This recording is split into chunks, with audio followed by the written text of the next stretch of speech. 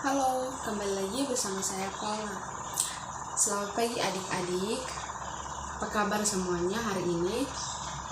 Oh ya, baik semua. Baik, di sini kita akan belajar tentang metode bercerita. Di mana di sini kakak akan menceritakan sebuah dongeng. Dan dongengnya di sini berjudul Singa dan Tikus. Ceritanya begini. Suatu hari singa pergi untuk mencari minum. Dia keluar dari rumahnya dan mencari tempat di mana ada air. Tiba-tiba si tikus yang kurus yang berbadan kecil itu datang dan tidak sengaja masuk ke dalam rumahnya si singa yang ganas dan yang paling menakutkan di hutan tersebut. Beberapa menit kemudian tiba-tiba si singa ini datang. Dia kembali dari tempat ia minum air tadi. Dan tiba-tiba ia melihat ada seekor tikus kecil yang berada dalam rumahnya, dan ia langsung lari untuk mengejar tikus itu, dan akhirnya si tikus tertangkap basah. Beberapa menit kemudian tikus itu berkata, "Hei singa, kamu memang sangat cemen dan sangat takut.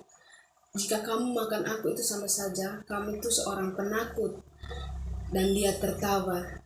Tiba-tiba singa itu langsung melepaskan si tikus dan membiarkan si tikus itu pergi. Dan dia merasa malu karena diejek oleh si tikus yang berbadan kecil dan yang kurus kerempeng tersebut.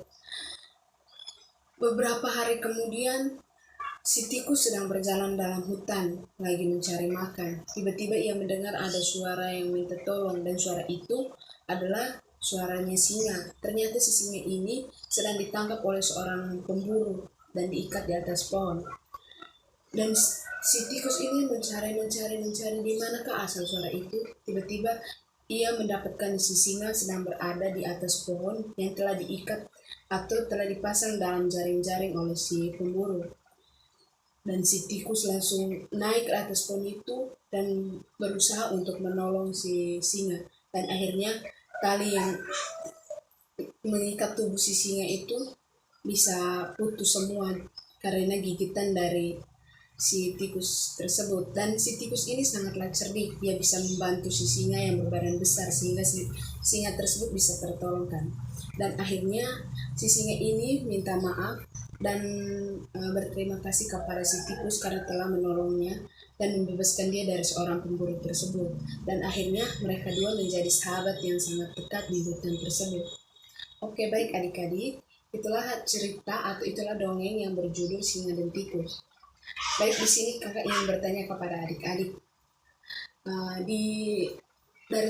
dari cerita dongeng tersebut, siapakah yang berbadan besar antara si tikus dengan si singa?